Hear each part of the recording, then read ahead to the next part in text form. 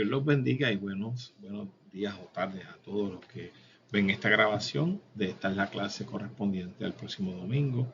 Jesús sana. Ayer hice un intento de grabarla y tuvimos problemas, pero gracias a Dios hoy tenemos PowerPoint y tenemos todos los elementos necesarios para poder dar la clase, así que espero que la puedan disfrutar. Como seguimos estudiando los milagros de Jesús, nos quedan solamente 2 clases de este tema. Y hoy vamos a concentrarnos en esta doctrina tan importante de la sanidad divina. Jesús sana. Y vamos a aprender, ¿verdad?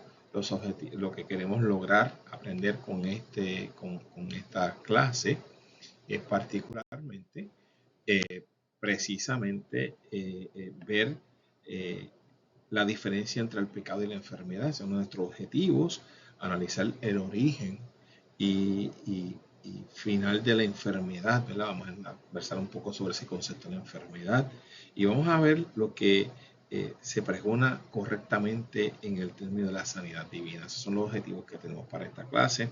Así que saben que la sanidad divina es uno de los conceptos más importantes de nuestra doctrina. Por eso es importante tenerlo en mente y siempre consciente. Esta es la afirmación fundamental. Todos somos testigos del poder de Dios y su poder está plasmado en la creación. Dios es el único que puede ordenar el caos. Y ustedes verán que vamos a hacer unos comentarios respecto a lo que es eso, el caos, que es la ausencia de orden. El caos es la ausencia de orden. Vamos a aprender algo ahí en un concepto. El que haya caos no quiere decir que Dios no está en el asunto, es simplemente que Dios no ha puesto las cosas en orden. Y vamos a ver ese aspecto cuando estemos hablando sobre el caos.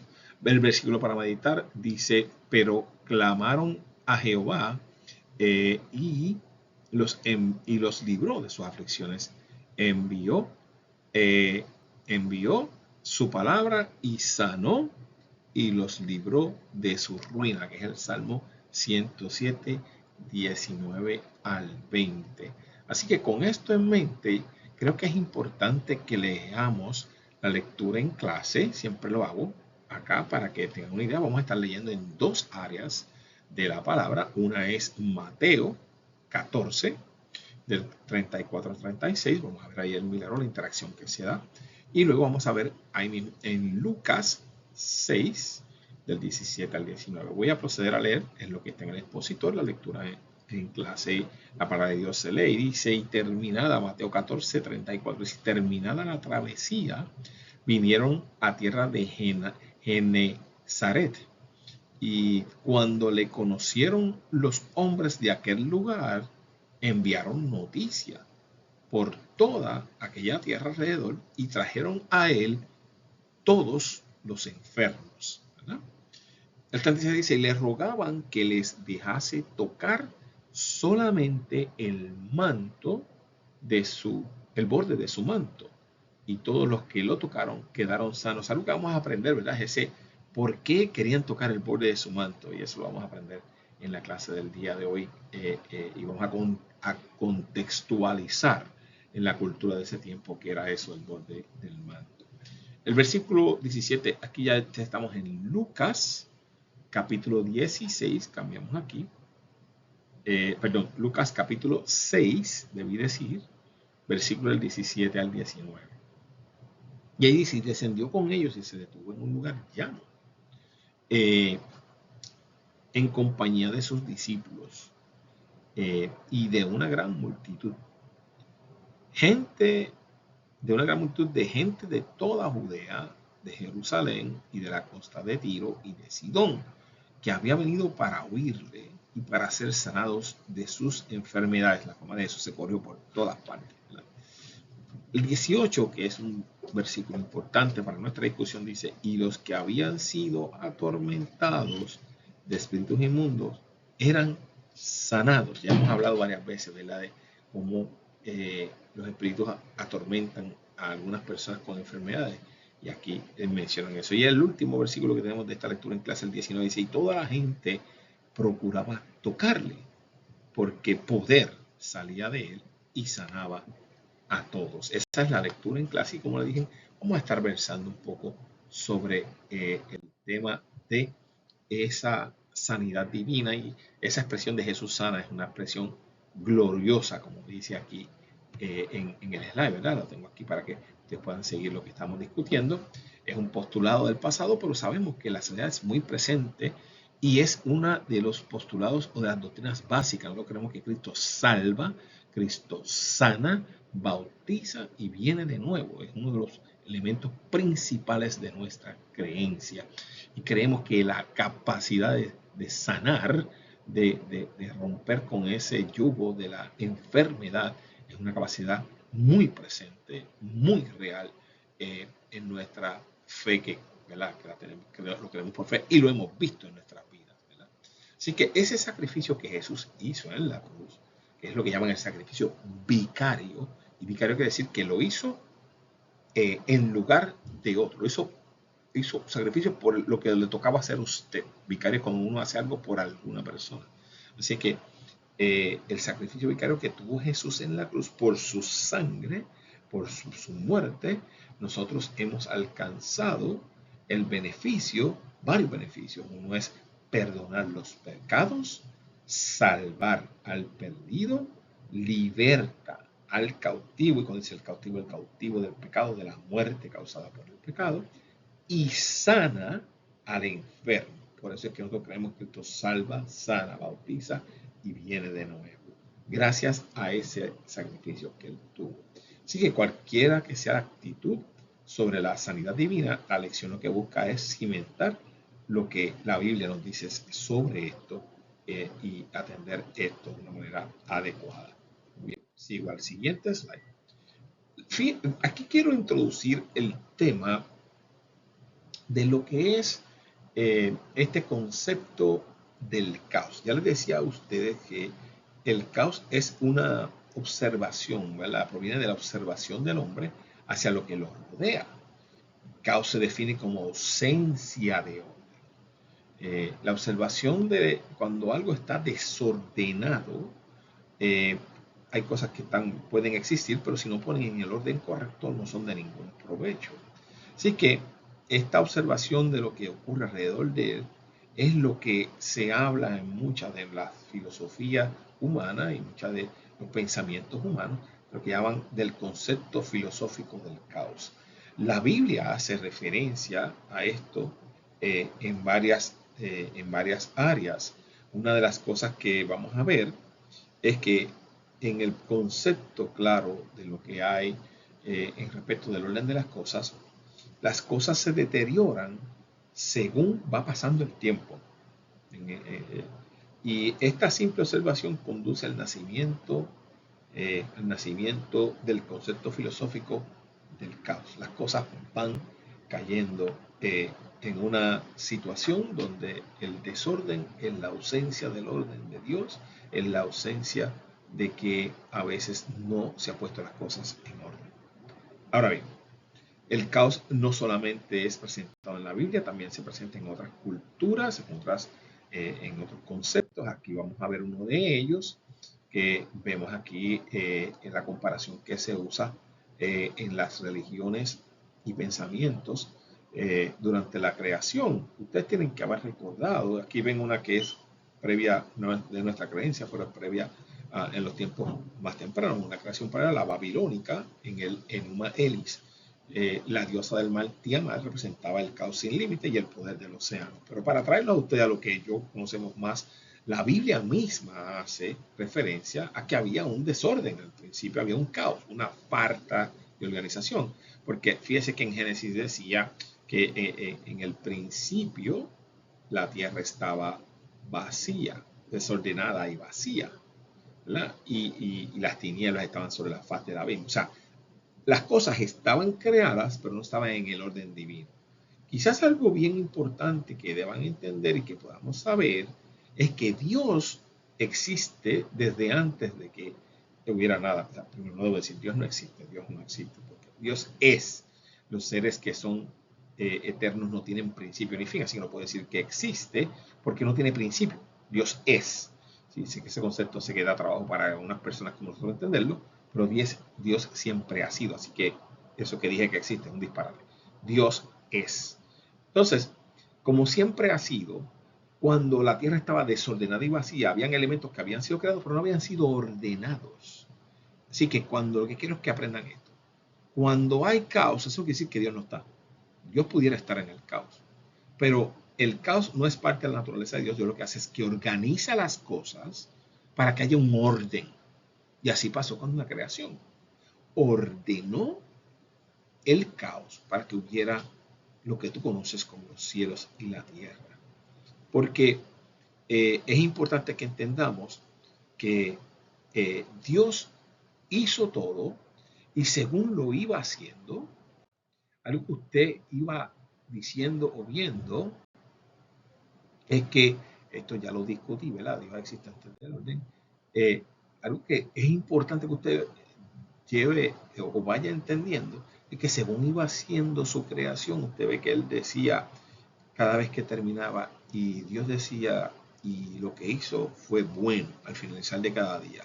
La palabra bueno en el Génesis se ve muchas veces. El hombre, Dios hizo los cielos y la tierra y le pareció bueno. O sea que quiere decir que él iba ordenando y eso agradaba desde el punto de vista del orden de Dios. Así que todo eso estaba perfectamente bien hasta que el hombre le da espacio al desorden que no era parte del plan de Dios. Dios nos hizo a nosotros a su imagen y semejanza. Nos hizo como similares a Él. Nos hizo eternos, nos hizo sin pecado, nos hizo de una manera a su imagen y semejanza. Nos hizo tan y tan y tan similares a Él que permitió que tuviéramos el derecho de escoger. Y entonces ahí es que vino el privilegio de Él poner allí el árbol del bien y el mal, y el hombre, cuando digo el hombre, la mujer, escogió darle espacio al mal. Es parte de ese beneficio que nos dio Dios de escoger.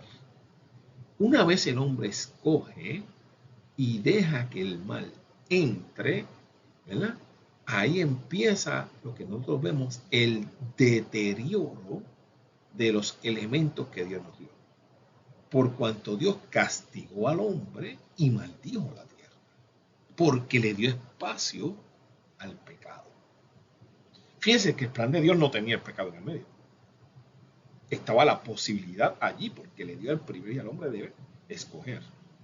Pero el plan de Dios no era que el hombre cayera. Sin embargo, el hombre cayó. Obviamente, esa maldición trajo dolor, aflicción y enfermedades, que por eso es que estamos explicando esto, porque queremos llegar cómo llegó una enfermedad a nosotros. Y entonces, ahí viene la condenación de que el hombre iba a regresar al polvo, cuando en principio fue creado como eterno, y que iba a morir, porque la paga del pecado es muerte. Y esa iba a morir irremisiblemente. Le toca morir sí o sí. Así que las enfermedades se convirtieron en el símbolo del deterioro y de la cercanía de la muerte. ¿Okay? Así que nos llega la enfermedad por medio de esa situación, por medio de del paso, una consecuencia, una decisión del hombre. Entonces, les menciono que ahí este concepto del caos o el desorden, cuando Dios se aparta y empieza a ver el desorden, es usado varias veces en la Biblia, aún en el Viejo Testamento. La ausencia del orden. El concepto de caos fue utilizado por los profetas para advertir, ¿verdad?, sobre las naciones, los futuros castigos de las naciones. Si Dios se aparta, las cosas se desorganizan. Y yo no sé si a usted le pasa lo mismo, pero en mi vida, si yo le doy la espalda a Dios, empieza el caos en la vida de Néstor. Es una cosa terrible. Yo, lejos de Dios, no sirvo para nada. Y qué bueno que es así, para yo entender que tengo que estar cerca de Él siempre. Ojalá que a usted le pase lo mismo.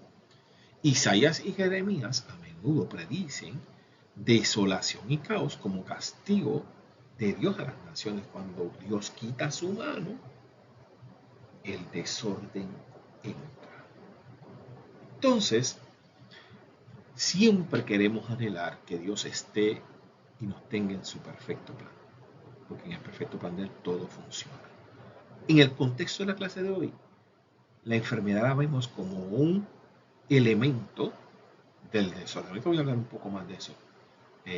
Pero quizás lo bueno es que dice en un pasaje de esperanza, donde se profetiza que todas las naciones se postrarán ante el Dios de Israel, Isaías destaca la omnipotencia de Dios al declarar que Dios no, perdón, no la creó la tierra para el caos, sino para ser habitada. Isaías 45:18. No cabe la menor duda que el plan de Dios es que no haya ese caos, sino que vamos bien.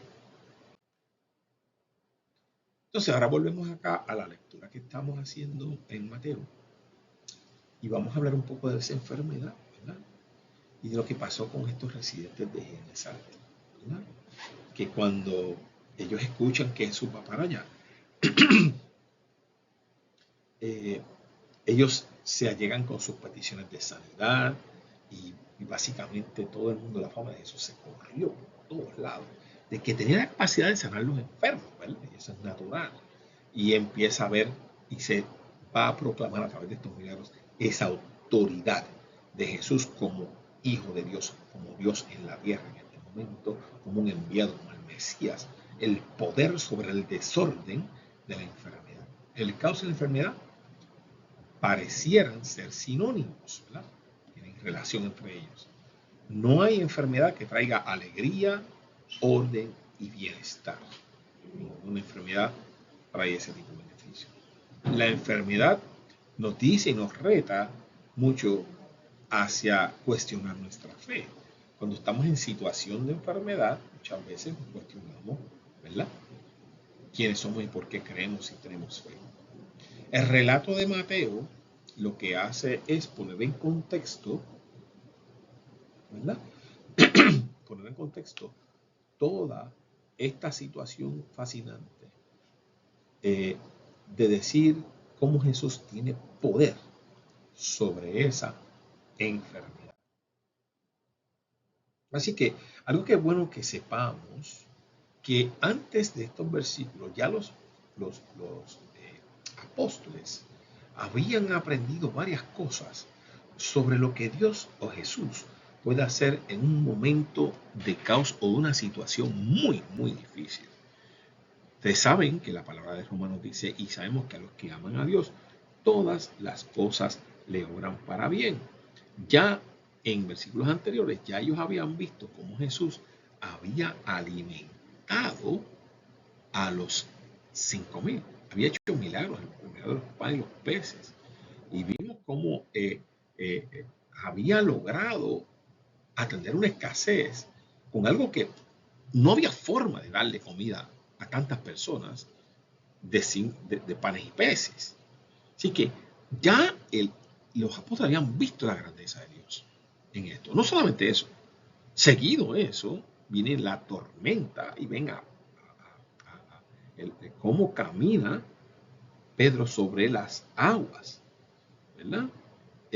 Y ya con esto, estas personas, estos discípulos habían visto la grandeza de Dios, desafiando las cosas que son para lo que imposible, ¿verdad? Que habían visto la grandeza de Dios. Los discípulos habían aprendido esto y ciertamente también habían entendido que Dios tiene control sobre toda esta situación. Así que Mateo 14, 34, 36 ya Jesús demuestra su capacidad de traer orden, bienestar en el caos de los cuerpos. Así que los judíos que estaban allí en Genesaret rogaban tocar el manto de Jesús. Y la razón por la cual esto de tocar el manto de Jesús es importante que ustedes entiendan el contexto cultural de esto. Miren, esto del manto que usted y yo conocemos no es el manto que usualmente vemos que se pone la señora en la cabeza o la pashmina que usan así, no, o la toga o la bata que se pone encima de la bata, ¿no? Que se utiliza en el Medio Oriente. Ese manto era una prenda utilizada por los varones judíos que representaba la presencia de Dios. representaba el manto o talit, que es como se llamaba, fue instituido por Dios para los hijos de Israel. Si usted busca el libro de Números 15, versículos 37 al 41, va a haber una descripción clara de una ordenanza que recibió el pueblo para que los hombres tuvieran una franja azul en su vestimenta, que el propósito de ella era que recordaran la presencia de Dios. Le dejo esa asignación, como dice el pastor, para que lo vean. Números 15, del 37 al 41. Pero el propósito de esa pieza de vestimenta, que era el borde de su vestido, era de alguna forma recordar los, los, la santidad de Dios, eh, recordar la grandeza de Dios. También las personas de esa época tenían una forma de reverenciar al profeta. Era una costumbre conocer o reconocer al profeta mediante el toque del borde de su manto. Así que cuando vemos este comportamiento de parte de las personas de Genezaret, podemos concluir que la multitud no tocaba a Jesús para ser sanado necesariamente. Sí, nunca el resultado de tocar a Jesús fue la sanidad. La razón era reconocerlo. Lo que pasa es que se acercaron a él reconociendo su santidad y él se acercó a ellos para ordenar su causa. Todos querían ser sanados, todos querían reconocerlo como un profeta. Y ahí es que ve el concepto de tocar el borde del vestido. Mire, lo que queremos acá quizás disipar la idea es que el borde del vestido o cualquier objeto es un amuleto que da sanidad. Nosotros no creemos en los amuletos. No hay ninguna pieza de ropa, no hay ningún símbolo, no hay ninguna cruz, no hay nada que tenga la capacidad de sanar. La mano bendita, el agua, no. Lo que tiene capacidad de sanar es la grandeza de Dios, de Jesús, sobre la enfermedad. Y eso es lo que hace. También me gusta decir un comentario que tiene aquí el libro que me quisiera compartir con ustedes. Cuando ocurre una sanidad, ocurre por varias razones y quiero compartirla. Una de ellas es por la fe del individuo. La persona cree que Jesús le puede sanar. Esa es una. La segunda es la fe del amigo de los enfermos. ¿Se acuerdan las personas que lo bajaron por el techo? Porque esos 4 personas tenían la fe de que el Señor lo podía hacer. Fíjate que la fe de los amigos fue lo que hizo. Pero a veces el Señor sana aunque la persona no tenga ninguna fe, sin que quisiera ser sanado. Porque a veces el Señor se glorifica a través de esto. Y usted puede ver eso en Juan 5, del 1 al 9. Es un evento como ese, donde la persona es sana aún sin ella tener la idea de que iba a ser sana. Así que esto lo que demuestra es un total señorío de Jesús sobre el caos o cuando digo el caos, sobre el desorden de la enfermedad. Entonces, aquí vamos a ver cuál es el objetivo de Jesús al sanar, ¿verdad? Jesús sana para crear una respuesta.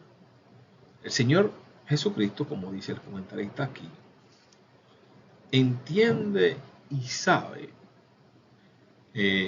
la necesidad humana y sanaba a los enfermos, sino que no solamente los sanaba, sino que también mandó a sus discípulos para que ellos también sanasen y dejó expresamente aclarado en la Biblia que es la palabra de Dios, que es parte del evangelio sanar los enfermos y echar fuera los demonios. La razón de sanar es porque es parte del plan de Dios sacar al hombre del caos de la enfermedad, del caos de estar atado por demonios y ordenar su vida. Eso es algo muy importante. Eso es lo que da la respuesta en ese concepto. Los milagros tienen un objetivo muy particular. El objetivo de los milagros es anunciar la llegada del Mesías.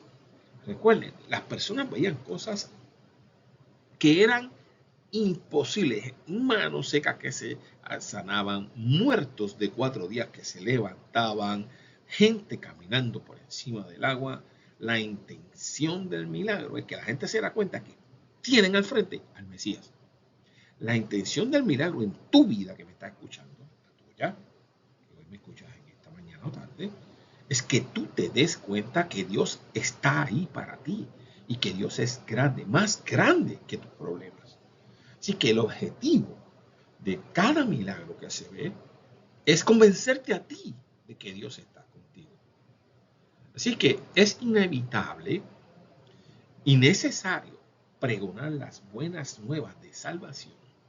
Y es la punta de lanza, un milagro es la punta de lanza para alcanzar a otros al conocimiento del Evangelio. Ese es el objetivo de la sanidad. Así que los milagros no deben ser el centro de nuestras conversaciones cuando deseamos presentar el plan de salvación. No es que el milagro es la conversación, es la salvación de tu alma y una demostración de eso. Mira lo que hace Dios con el milagro. Así que es el punto de partida, es la tarjeta de presentación, como la evidencia que hay en un tribunal, para demostrar que el Señor realmente quiere salvarnos del caos, de la enfermedad y de la opresión. Esto es lo que es importante en ese concepto. Ahora bien, quisiéramos discutir, y la clase así lo trae, el concepto que hay o el entrelazamiento confuso para algunos que hay entre la medicina y la fe o Jesús.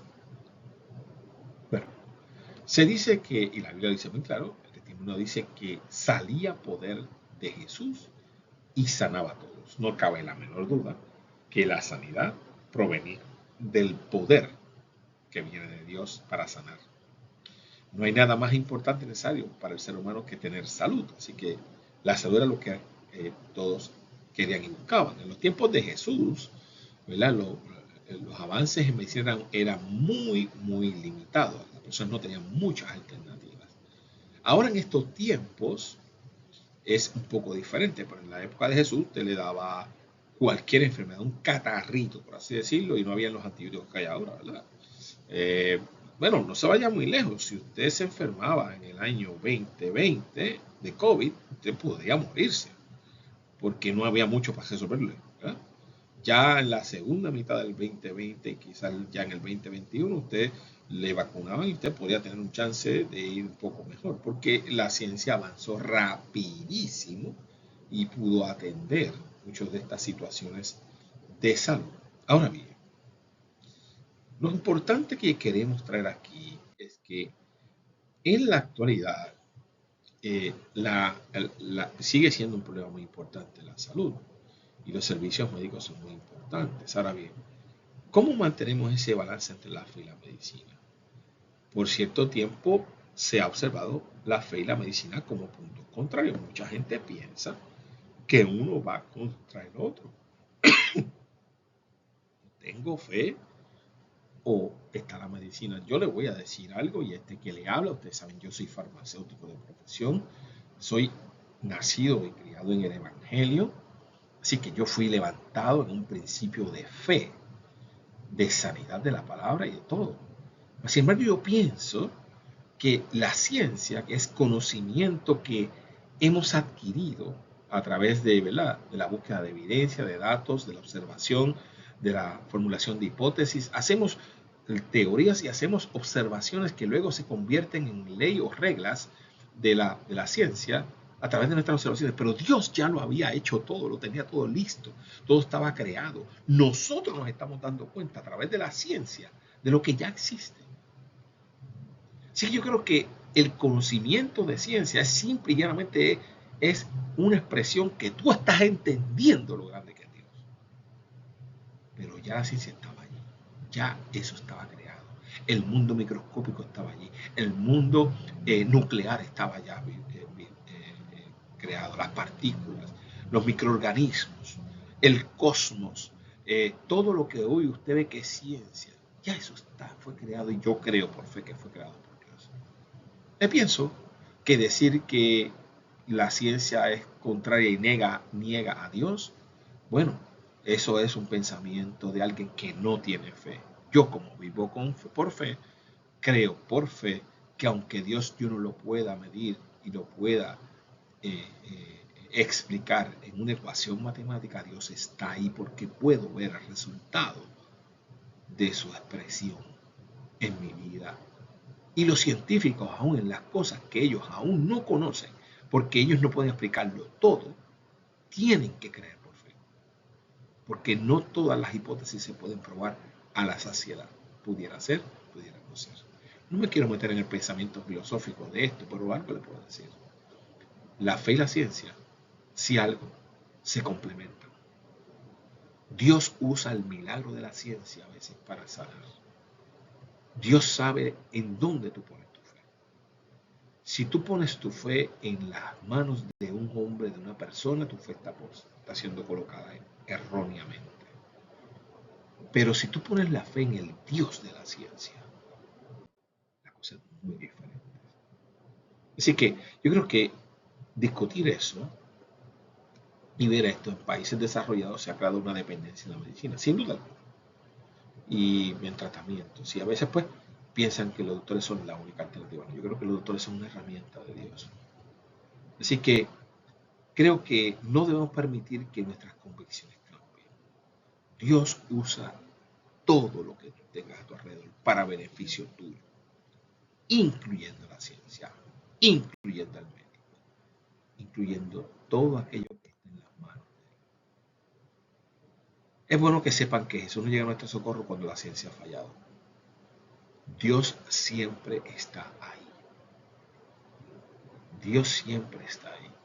Yo no quiero que usted se vaya de esta clase pensando que es erróneo ir al médico, que es erróneo ir al médico y no tomarse las medicinas, como hace mucha gente. Es el error más grande. Mire, haga todo lo que tenga a su alcance y pídale al Señor que use todas esas herramientas en favor suyo. Al fin y al postre, lo que usted quiere es sanidad. Y le advierto una cosa. Muchas de las condiciones de salud y enfermedades las acarreamos por nuestras propias concupiscencias, por ser negligentes en la forma como trabajamos con nuestra salud. Acá el que le habla ya saben que está un poquito gordito, por no decir gordito. Y la razón por la que estoy gordito no es porque el diablo es malo, ¿sabes? Es porque me gusta comer. Así que hay que tener la humildad de reconocer que a veces las situaciones de enfermedad no las buscamos nosotros mismos. Esto lo digo porque creo que a veces queremos que el Señor nos resuelva los problemas que nosotros mismos no hemos creado. El Señor hace en su misericordia, como ha sido el caso mío. En su misericordia permite y nos mantiene saludables, nos mantiene bien, pero no seamos negligentes con el cuerpo que es templo del Espíritu Santo y no abusemos de él y luego pidamos a Dios que nos sane de toda condición. Si tú fuiste un fumador empedernido toda tu vida, sabiendo que el cigarrillo te hacía daño y te da cáncer de pulmón, es una consecuencia de tu pecado. El Señor te puede sanar con su misericordia, pero fíjate que atraíste a ti la consecuencia de tu pecado. Creo que tenemos que tener la madurez para saber que tenemos derechos, pero tenemos también responsabilidades. Así que quiero dejarles con ese mensaje. Ya concluyendo, porque el discurso es muy largo. Así que esto no es un llamado de escepticismo médico, sino escudriñar nuestro corazón y determinar cuán aferrados estamos al asunto del desorden. Cuán confiados estamos del hombre y sus tratamientos. Que lo elevamos a un estatus casi de Dios. Hoy podemos volver a creer en Cristo. Cristo sana a todo aquel que cree en Él. no me cabe la menor duda, Jesús sana y quiere sanarte. Ha hecho todo un plan para que tú seas salvo, para que tú estés libre de enfermedad y busca la manera de ser tu solución primaria para todo. Así como dice el último de esta clase, no te he dicho que si creyeres, verás la gloria de Dios. Dios te bendiga, ojalá que esta clase sea de bendición para todos. Gracias.